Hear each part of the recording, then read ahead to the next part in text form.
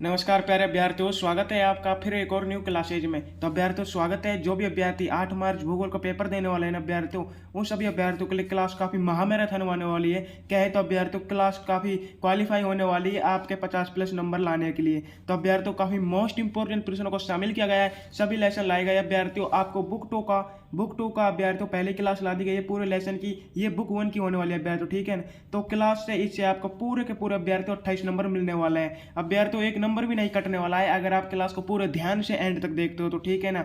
आपका एक कतर तक नंबर नहीं कटेगा अगर आप लास्ट तक देखोगे तो। अभ्यर्थियों क्लास को पूरा वॉच करना है और लास्ट में कमेंट करके जरूर बताना है आपके कितने % राइट होते हैं। चलिए तो अभ्यर्थियों कल के एग्जाम के लिए पूरी तैयारी करते हैं। आपसे पहला ही प्रश्न पूछे अभ्यर्थियों, निम्न में से कौन सा आर्थिक भूगोल का क्षेत्र नहीं है?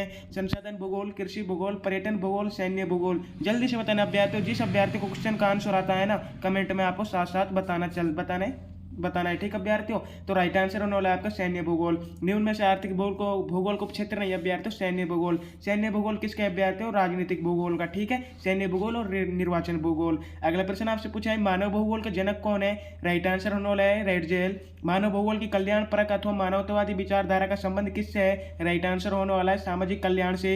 निम्न में से कौन सा मानव भूगोल को उपागम नहीं है? राइट आंसर होने वाला है अभ्यर्थियों आपका option 2 is the correct answer, मात्रात्मक क्रांति। मानव भूगोल में किसके अध्ययन पर बल दिया गया है? राइट आंसर होने वाला है अभ्यर्थियों आपके जो इसमें राइट आंसर होने वाला है प्रकृति और मानव के। ऐतिहासिक भूगोल किस मानव भूगोल के क्षेत्र का उपक्षेत्र है? राइट आंसर होने वाले अभ्यर्थियों सामाजिक भूगोल के। अगला प्रश्न पूछे अभ्यर्थियों, क्लास का भी मोस्ट इंपॉर्टेंट होने वाले, क्लास को पूरा वाच करना है। 1970 के दशक में किस विचारधारा का उदय नहीं है? राइट आंसर होने वाले अभ्यर्थियों आधुनिकवाद का। जो अभ्यर्थियों 1970 के दशक में विचारधाराओं का उदय हुआ था, 3 विचारधारा का उदय हुआ था अभ्यर्थियों, मानवतावादी, आमूलवादी, व्यवहारवादी। आमूलवादी विचारधारा इसमें अभ्यर्थियों मार्क्स के सिद्धांत का उपयोग हुआ है। इसके सिद्धांत का अभ्यर्थियों मार्क्स के सिद्धांत का उपयोग, ठीक है। अगला प्रश्न आपसे पूछा है, शहरों में चौराहों पर यातायात नियंत्रण बत्तियां कौन सी विचारधारा से? राइट आंसर होने वाले अभ्यर्थियों नवनिश्चयवाद से। अगला प्रश्न आपसे पूछा अभ्यर्थियों, रिक्त स्थानों में आता है, रिक्त स्थान पूछे आपसे। मानव भूगोल अस्थिर पृथ्वी और खालिस्तान के बीच परिवर्तनशील संबंधों का अध्ययन है। राइट आंसर होने वाला अभ्यर्थियों क्रियाशील मानव। क्या होने वाला है? क्रियाशील मानव। अभ्यर्थियों क्लास काफी मोस्ट इंपॉर्टेंट होने वाली है, ठीक है ना, आपके लास्ट वाले दिन के लिए।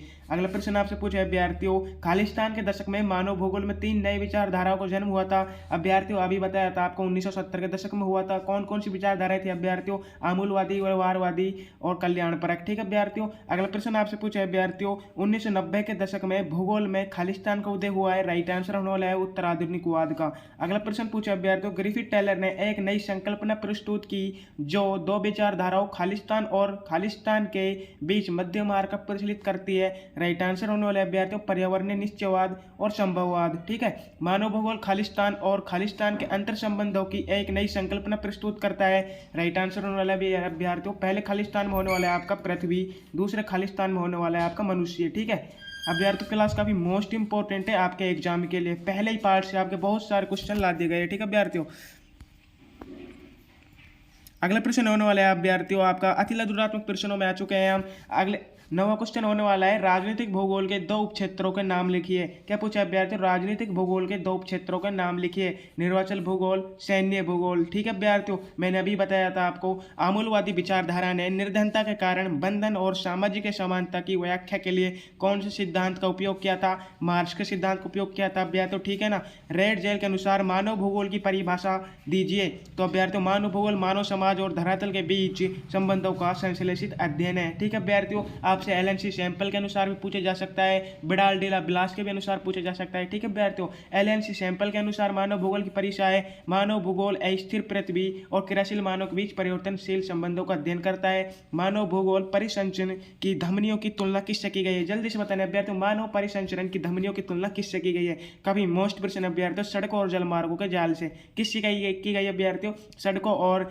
जलमार्गों के जाल से। पॉड विडाल डेला के अनुसार मानव भूगोल की परिभाषा दीजिए अभ्यर्थियों। इनमें से आपको 3 जो परिभाषा है, रेड जेल, एलएनसी सैंपल और पॉल डिला ब्लास के अनुसार मानव भूगोल की एक परिभाषा आपसे पूछी जा सकती है। तो अभ्यर्थियों, पॉल डिला ब्लास के अनुसार आपकी परिभाषा है मानव भूगोल पृथ्वी को नियंत्रित करने वाले भौतिक नियम तथा इस पर रहने वाले जीवों के मध्य संबंधों का अधिक संश्लेषित ज्ञान है। ठीक है अभ्यर्थियों, लघुतरात्मक प्रश्न की ओर बढ़ते हैं। लघुतरात्मक प्रश्न आपसे पहला ही पूछा है अभ्यर्थियों, पर्यावरणीय निश्चयवाद किसे कहा गया है? काफी मोस्ट इंपोर्टेंट प्रश्न है, रट के जाना है अभ्यर्थियों। और क्वेश्चन नंबर 16 भी मोस्ट इंपोर्टेंट है, संभववाद क्या है? अभ्यर्थियों इसमें से मोस्ट इंपोर्टेंट 3-4 क्वेश्चन ही बनते हैं। ठीक है, तो पर्यावरणीय निश्चयवाद किसे कहा गया है? आरंभिक अवस्था में मानव प्राकृतिक पर्यावरण से प्रभावित होकर प्रकृति के आदेशों के अनुसार अपने आप को ढाल लिया करता है। इसी आदिम समाज और प्रकृति की प्रबल शक्तियों के बीच अन्योन्य क्रिया को पर्यावरणीय निश्चयवाद कहते हैं। ठीक है अभ्यर्थियों, आदिम समाज, पर्यावरणीय निश्चयवाद। ठीक है, संभववाद आपसे पूछे अभ्यर्थियों, संभववाद क्या है, इसके जनक कौन है? तो राइट आंसर होने वाला है अभ्यर्थियों,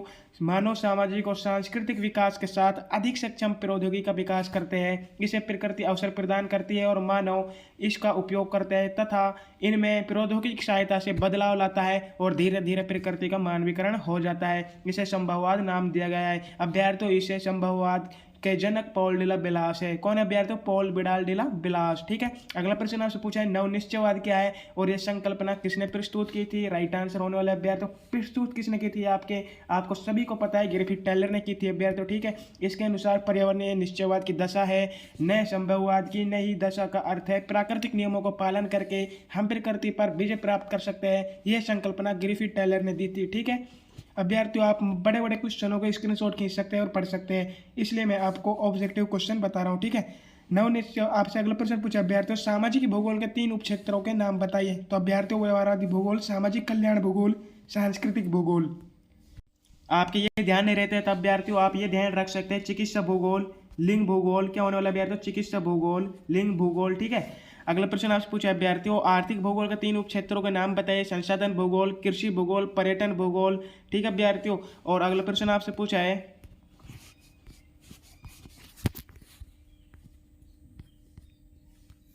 अगला प्रश्न आपसे पूछा अभ्यर्थियों, मानव भूगोल की कल्याण परक अथवा मानवतावादी विचारधारा से आप क्या समझते हैं? काफी मोस्ट प्रश्न अभ्यर्थियों, मानव भूगोल की कल्याण परक अथवा मानवतावादी विचारधारा का संबंध है मुख्यतः लोगों की सामाजिक कल्याण के विभिन्न पक्षों से या इनमें आवासन, स्वास्थ्य और शिक्षा से सम्मिलित है। अभ्यर्थियों, अमूलवादी रेडिकल विचारधारा से क्या सिद्धांत है? आपको इसमें 2-3 लाइन लिख कर आनी है बस अभ्यर्थियों। इसमें मार्क्स के सिद्धांत का उपयोग हुआ है। ठीक है अभ्यर्थियों, इसमें मार्क्स के सिद्धांत का उपयोग हुआ है और इस विचारधारा में निर्धनता के कारण बंधन और सामाजिक असमानता की असमानता पर जोर दिया गया है। ठीक है अभ्यर्थियों, लोगों की निर्धनता, सामाजिक असमानता पर जोर दिया गया है और इसमें मार्क्स का सिद्धांत का उपयोग हुआ है। आप में बस यही 2-3 लाइन लिख कर आनी है, आपको पूरे नंबर मिलने वाले हैं। ठीक है अभ्यर्थियों, अगला प्रश्न आपसे पूछा है अभ्यर्थियों, क्वेश्चन अभ्यर्थियों लेसन नंबर आपका 2 होने वाला है। क्या होने वाला है अभ्यर्थियों? लेसन नंबर 2 आ गया आपका। अभ्यर्थियों जल्दी से बताना है आपको, क्या बताना है अभ्यर्थियों? जल्दी से बताना है आपको पहला पाठ याद हुआ या नहीं, कैसी लगी आपको क्लास। ठीक है, तो अगला आपका अभ्यर्थियों लेसन नंबर 2 होने वाला है विश्व जनसंख्या वितरण, घनत्व और वृद्धि।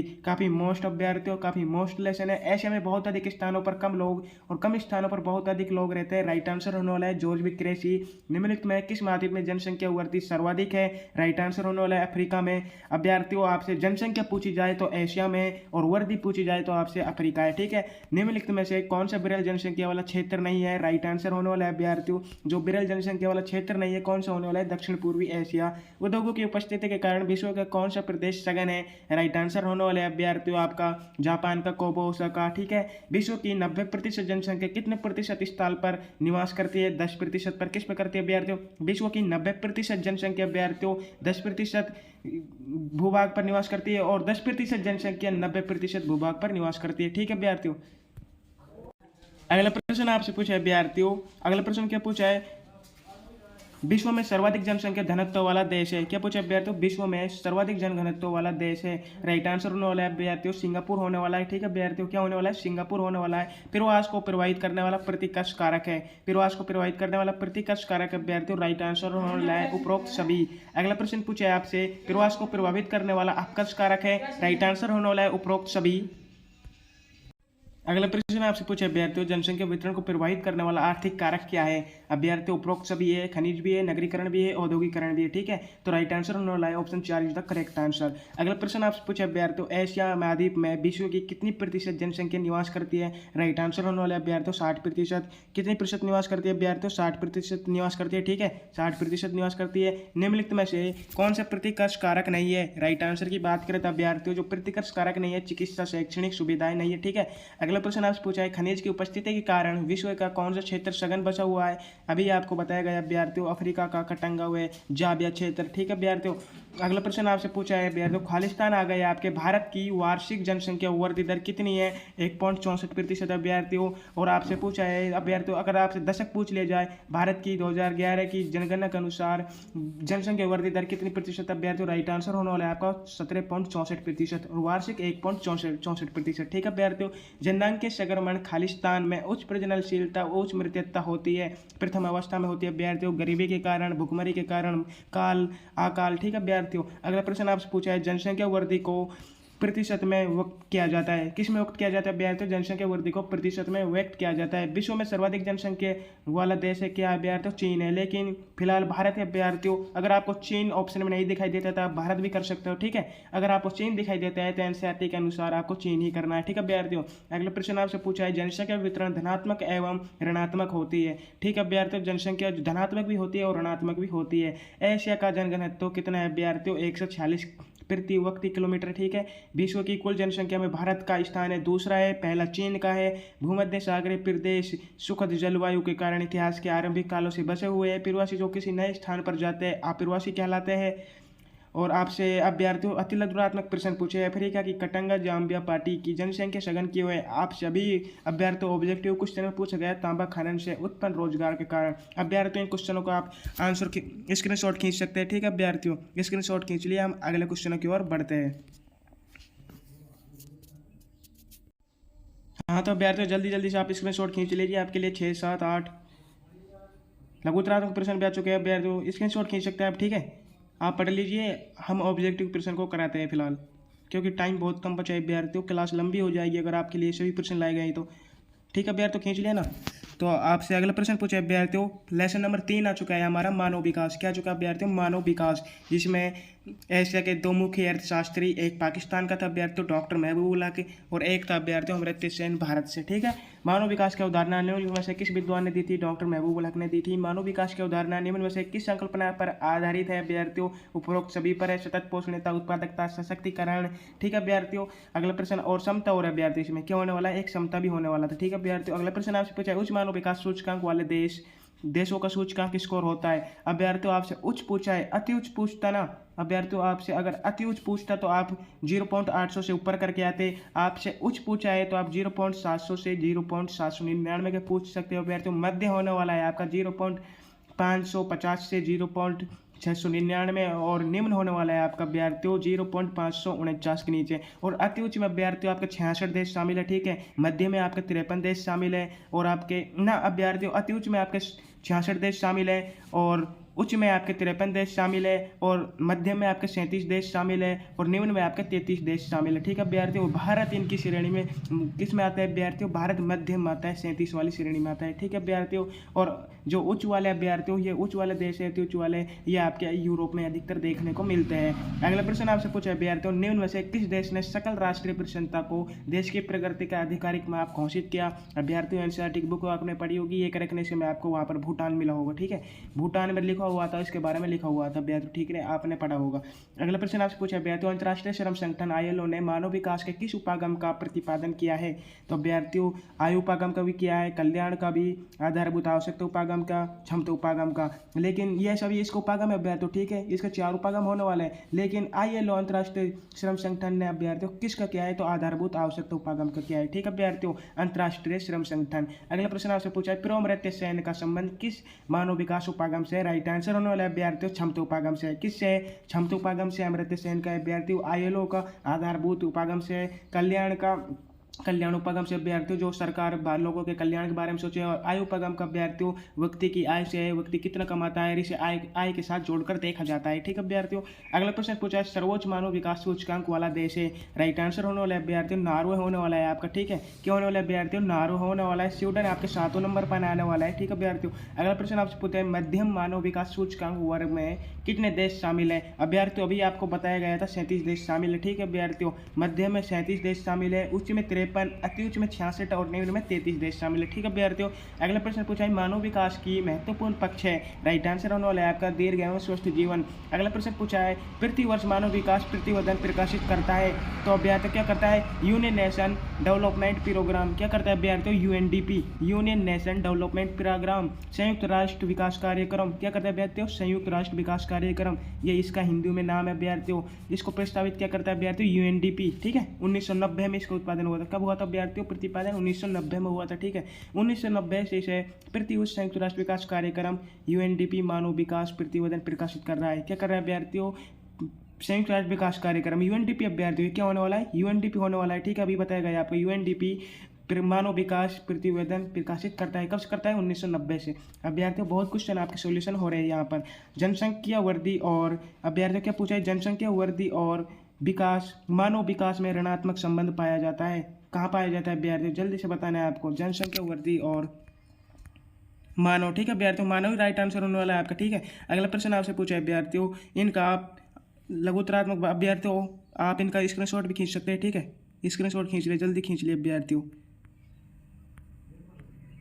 जल्दी से खींच लो अभ्यर्थियों, स्क्रीनशॉट खींच लो इनका। ठीक है, ये आपके यहाँ 14 क्वेश्चन हो गए, यहाँ पर स्क्रीनशॉट खींच सकते हैं आप। जो मानव विकास के महत्वपूर्ण केंद्र में दो अभ्यर्थियों शिक्षा स्वास्थ्य संसाधनों तक पहुंचे। ठीक है, और इनकी इसमें मानव विकास में 1/3 भारिता है। ठीक है, मानव विकास रिपोर्ट 2006-2020 में भारत का कौन सा स्थान था अभ्यर्थियों? 2006 में कितना था अभ्यर्थियों? 126वां स्थान था। कितना था अभ्यर्थियों? 126वां स्थान था। 2020 में 131वां स्थान था। ठीक है अभ्यर्थियों, फिलहाल 134वां स्थान है। ठीक है, फिलहाल अभ्यर्थियों 134वां स्थान है वर्तमान में। अगला प्रश्न अभ्यर्थियों, अगला लेसन आपसे पूछा है प्राथमिक क्रियाएं। अभ्यर्थियों काफी मोस्ट इंपॉर्टेंट होने वाला है आपके लिए, आपके एग्जाम के लिए, क्योंकि इस प्रश्न से बहुत बड़ा क्वेश्चन आने वाला है अभ्यर्थियों। 4 नंबर का क्वेश्चन मिलने वाला है आपको। ठीक है, 4 नंबर का क्वेश्चन मिलने वाला है कृषियों से। ठीक है, तो आपका पूरा का पूरा ध्यान रखना है। प्राथमिक क्रिया है आपके अभ्यर्थियों, इसमें पशुचारण और आपकी कृषियाँ बहुत इंपॉर्टेंट होने वाली है, वाणिज्य कृषि। ठीक है अभ्यर्थियों, अगला प्रश्न आपसे लेसन में पहला प्रश्न पूछा है अभ्यर्थियों निम्न में से कौन से एक प्राथमिक क्रियाओं में शामिल नहीं है? राइट आंसर होने वाले अभ्यर्थियों प्राथमिक क्रियाओं में शामिल क्या नहीं है अभ्यर्थियों? विनिर्माण नहीं है, ये द्वितीयक क्रियाकलापों में शामिल है। ठीक है, निम्न में से कौन सी फसल रोपण कृषि में सम्मिलित है? क्या पूछा अभ्यर्थियों? निम्न में से कौन सी फसल रोपण कृषि में सम्मिलित है? राइट आंसर होने वाला है अभ्यर्थियों उपरोक्त सभी। रबड़ भी है, गन्ना भी है, चाय भी है। ठीक है अभ्यर्थियों, ये 15वीं सदी में अंग्रेजों द्वारा या यूरोपीय द्वारा, फ्रांस, डचों द्वारा, स्पेनिश द्वारा हमारे यहाँ पर लाई गई थी। ठीक है अभ्यर्थियों, और जो हमारे चाय अभ्यर्थियों ये श्रीलंका में, ब्रिटेन वासियों ने श्रीलंका और भारत में इनकी पौध लगाई थी। निम्न में से कौन सी विशेषता रोपण कृषि की नहीं है? राइट आंसर होने वाले अभ्यर्थियों निम्न प्रबंधन एवं तकनीकी आधार। अभ्यर्थियों कृषि आधार का विस्तृत आकार होता है, इसमें अधिक पूंजी निवेश होता है, सस्ते श्रमिक होते हैं, ये बाजारों से जुड़ा होता है, लेकिन इसमें उच्च प्रबंधन होता है अभ्यर्थियों, वैज्ञानिक आधार होता है, उच्च प्रबंधन होता है, निम्न नहीं होता है इसमें। ठीक है, बहुत ऊंचे लेवल की फसलें अभ्यर्थियों। अगला प्रश्न आपसे पूछा है निम्न में से भूमध्य सागरीय कृषि किससे संबंधित क्षेत्र नहीं है? राइट आंसर की बात करें तो अभ्यर्थियों मध्य कैलिफोर्निया से नहीं है। ठीक है, मध्यवर्ती चिली भी है, दक्षिण अफ्रीका का दक्षिण पश्चिम भाग भूमध्य सागर तटीय क्षेत्र भी है, लेकिन मध्य कैलिफोर्निया नहीं है। निम्नलिखित में देशों में से किस में सहकारी आंदोलन सर्वाधिक सफल रहा है? राइट आंसर की बात करें तो अभ्यर्थियों डेनमार्क में रहा है। कहाँ पर रहा है अभ्यर्थियों? डेनमार्क में रहा है। ठीक है अभ्यर्थियों, स्वीडन, डेनमार्क बहुत जगह रहा है अभ्यर्थियों, आपके इटली, फ्रांस बहुत जगह रहा है आपके डेनमार्क, लेकिन सबसे सफल इसको डेनमार्क में मिला है अभ्यर्थियों। ठीक है, तो यहाँ पर इसका हर एक बंदा था यहाँ पर, जो अभ्यर्थियों देश का हर एक उपभोक्ता, हर एक किसान इसका जो आंदोलन हुआ था उसमें शामिल हो गया था। ठीक है, अगला प्रश्न आपसे पूछे अभ्यर्थियों खट्टे रेशेदार फलों की कृषि किस प्रकार कृषि क्षेत्र विशेषता है? राइट आंसर होने वाला अभ्यर्थियों भूमध्य सागरीय कृषि की।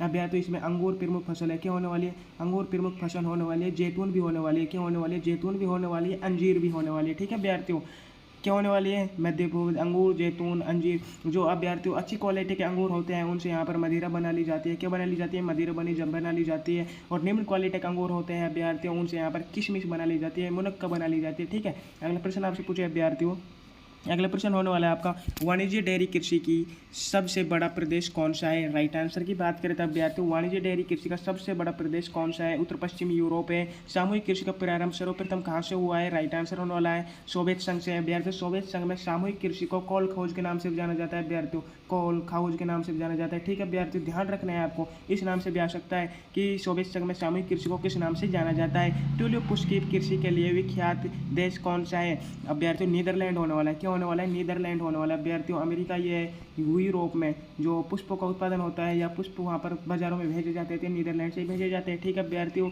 निम्न में से कौन सी एकल कृषि नहीं है? राइट आंसर होने वाला है अभ्यर्थियों मिश्रित कृषि नहीं है, इसमें पशुपालन हुए कृषि भी साथ साथ की जाती है अभ्यर्थियों। ठीक है, सेम प्राथमिकता दी जाती है इन दोनों को। ठीक है अभ्यर्थियों, प्राथमिक क्रियाओं में संलग्न लोग लाल कॉलर श्रमिक होते हैं। अभ्यर्थियों, ब्राजील में कॉफी के बागानों को फेजेंडा कहा जाता है। मिश्रित कृषि में अभ्यर्थियों फसल उत्पादन एवं पशुपालन क्रियाएं शामिल है। ठीक है अभ्यर्थियों, सोवियत संघ में सामूहिक कृषि को कोलखौज के नाम से जाना जाता है। स्थानांतरण कृषि को कर्तन एवं दहन कृषि भी कहते हैं। क्या कहते हैं अभ्यर्थियों? कर्तन एवं दहन कृषि भी कहते हैं। और इस कृषि को अभ्यर्थियों भारत के उत्तर पूर्वी राज्यों में झूमिंग के नाम से जाना जाता है। किस नाम से जाना जाता है अभ्यर्थियों? झूमिंग के नाम से जाना जाता है। अमेरिका में अभ्यर्थियों इसको मिल्पा के नाम से जाना जाता है। मलेशिया व इंडोनेशिया में इसे लादांग के नाम से जाना जाता है। किस नाम से अभ्यर्थियों? लादांग के नाम से। ठीक है, आपको सभी ध्यान रखने हैं। बहुत क्वेश्चन सॉल्यूशन हो रहे हैं अभ्यर्थियों, क्लास काफी मोस्ट इंपॉर्टेंट होने वाली है। विश्व में सहकारी आंदोलन का सर्वाधिक सफलता किस देश में मिली? अभ्यर्थियों, डेनमार्क में मिली थी। ठीक है, अंगूर की कृषि भूमध्य सागरीय क्षेत्र की विशेषता है। कुनेन सिनकोना नामक वृक्ष की छाल से बनाई जाती है अभ्यर्थियों। ठीक है, आर्थिक क्रिया किसे कहते हैं? मानव के वह सभी क्रियाकलाप जिनसे आय प्राप्त होती है आर्थिक क्रिया कहते हैं। ऋतु प्रवास किसे कहते हैं? पशु चारक द्वारा। और ऋतु प्रवास के लिए अनुरूप पशुओं को लेकर चारागाह क्षेत्रों को और प्रवास करना ऋतु प्रवास कहलाता है अभ्यर्थियों। ये गर्मियों में अभ्यर्थियों कहाँ पर? ये गर्मियों में मैदानी भाग से पर्वतीय क्षेत्रों में चले जाते हैं और सर्दियों में पर्वतीय क्षेत्रों से मैदानी भाग में आ जाते हैं। ठीक है अभ्यर्थियों, यहाँ के इनके गद्दी है, भूटिया लोग प्रवास करते हैं। ठीक है, अगला प्रश्न आपसे पूछा है अभ्यर्थियों, भारत के हिमालय पर्वतीय क्षेत्र में ऋतु प्रवास करने वाले पशुचारक जनजातियों के नाम? गुज्जर, बकरवाल, गद्दी, भूटिया। ठीक है, चलवासी पशुचारकों की संख्या एवं क्षेत्र में कमी के 2 कारण बताइए। राजनीतिक सीमाओं का अधिरोपण हो रहा है, कई देशों द्वारा नई बस्तियों का योजना बनाया गया है। ठीक है अभ्यर्थियों, मोस्ट इंपोर्टेंट पार्ट होने वाला है, इसलिए मैं आपको सभी प्रश्न करवाने वाला हूँ। विश्व में भोजन संग्रहण के करने वाले 2 क्षेत्र बताइए अभ्यर्थियों। उच्च अक्षांश और निम्न अक्षांश, इन सभी को आपको ध्यान में रखना है अभ्यर्थियों। उच्च अक्षांश में क्या आने वाला है? भोजन संग्रहण में अभ्यर्थी, भोजन संग्रहण में मतलब आखेट करना अभ्यर्थियों, शिकार करना। ठीक है, भोजन संग्रहण में ये प्राचीन काम है। ठीक है अभ्यर्थियों, प्राचीन के लोग ये 2 कार्य करते थे पहले। तो उच्च अक्षांश के अभ्यर्थी उत्तरी कनाडा होने वाला है, उत्तरी यूरेशिया होने वाला है, दक्षिण चिली होने वाला है। निम्न अक्षांश में अमेजन बेसिन, उष्णकटिबंधीय अफ्रीका होने वाला है, दक्षिण पश्चिमी एशिया होने वाला है। ठीक है अभ्यर्थियों, पश्चिम यूरोप एवं उत्तरी अमेरिका के औद्योगिक क्षेत्र में की जाने वाली 2 कृषि के नाम बताइए अभ्यर्थियों। उद्यान कृषि और कारखाना कृषि है। ठीक है अभ्यर्थियों, उद्यान कृषि और कारखाना कृषि है। कारखाना कृषि में अभ्यर्थियों पशुओं को बनाया चारा दिया जाता है, जैसे वहाँ के कुत्ते होते हैं, बहुत पालतू होते हैं अभ्यर्थियों, उनको बनाया चारा डाल दिए जाते हैं वहाँ पर। उद्यान कृषि होती है अभ्यर्थियों। ठीक है, अगला प्रश्न आपसे पूछे अभ्यर्थियों, खनन की 2 विधियों के नाम बताइए अभ्यर्थियों। खनन की 2 विधियां धरातलीय विवर्त खनन, भूमिगत या कूप की खनन। धरातलीय को अभ्यर्थियों विवर्त खनन के नाम से भी जाना जाता है, भूमिगत को कूप की खनन से भी जाना जाता है। अभ्यर्थियों, पेपर में आपसे पूछ लिया जा सकता है इन दोनों विधियों के बारे में विस्तार से बताइए। तो अभ्यर्थियों 2 या 3 नंबर, 1 या 2 नंबर में आपसे पूछा जा सकता है, तो इनके बारे में आपको विस्तार से बताने वाला हूँ। ठीक है अभ्यर्थियों, तो अभ्यर्थियों राइट आंसर होने वाला है आपका क्या होने वाला है? धरातलीय विवर्त खनिज। जो अभ्यर्थियों ये इनमें पॉइंट ध्यान रखने हैं आपको अभ्यर्थियों। ठीक है, क्या ध्यान रखना है आपको? पॉइंट ध्यान रखना है। ये सस्ता एवं सरल होता है। क्या होता है अभ्यर्थियों? ये सस्ता एवं सरल होता है। इसमें जो निकालने वाला है इसमें कोई रिस्क नहीं होती है अभ्यर्थियों। क्या नहीं होती है? इसमें रिस्क नहीं होती है, इसमें अधिक पूंजी वेस्ट नहीं होता है। ठीक है अभ्यर्थियों, इसमें जो खनिज है धरातल के ऊपरी भाग पर ही मिल जाते हैं। ठीक है अभ्यर्थियों, 4-5 ये पॉइंट हो गए आपके। और भूमिगत या कूप की खनन विधि में अभ्यर्थियों इसमें अधिक पूंजी निवेश की आवश्यकता होती है, इसमें रिस्क ज़्यादा होती है, इसमें बहुत ज़मीन के अंदर बहुत नीचे खनिज मिलता है। ठीक है अभ्यर्थियों, और उस खनिज को और एवं जो मनुष्य इसमें उतरता है उसको अभ्यर्थियों पुली के द्वारा ऊपर लिया जाता है। किसके द्वारा अभ्यर्थियों? पुली के द्वारा ऊपर खींचा जाता है। और उसमें अभ्यर्थियों इसमें रिस्क होती है कि बाढ़ आ जाए, भूकंप आ जाए, अभ्यर्थियों आग लग जाए, अभ्यर्थियों बहुत रिस्क होती है इसमें। यूरोपीय देशों ने अभ्यर्थियों विकसित देशों ने इस पर रोक लगा दी है। अभ्यर्थियों क्या लगा दी? इस पर विकसित देशों ने रोक लगा दी है। और विकासशील देश इसमें अभी भी चल रहे हैं। ठीक है अभ्यर्थियों, विकासशील देश इसे अभी भी अपना रहे हैं। ठीक है, तो आपको पूरा ध्यान रखना है। चिकल क्या है अभ्यर्थियों? ये चिकल क्या है अभ्यर्थियों? च्युइंगम को चूसने के बाद शेष बचे भाग को चिकल कहते हैं। ये जयपुर वृक्ष से बनता है। किससे बनता है अभ्यर्थियों? जो जय पोटा वर्ग से बनता है। सहकारी कृषि कहते हैं, किसे कहते हैं अभ्यर्थी? सहकारी कृषि। जब कृषकों का समूह अभ्यर्थी सहकारी समिति क्या होती है? जब कृषकों के समूह द्वारा स्वच्छ से सहकारी संस्था बनाकर कृषि द्वारा अधिक लाभ प्राप्त करने के लिए किया जाता है, उसे सहकारी कृषि कहते हैं अभ्यर्थी। सहकारी कृषि से जो ये किसान होते हैं अभ्यर्थियों, इन्हें कृषि का सामान उपलब्ध हो जाता है, सस्ते में उपलब्ध करवाती है ये। और जो किसानों की फसलें होती है अभ्यर्थियों, इन्हें ये टाइम पर बिकवाती है एवं किसानों की फसलों में कीटनाशक दवाइयाँ सभी टाइम पर करवाती है। ठीक है अभ्यर्थियों।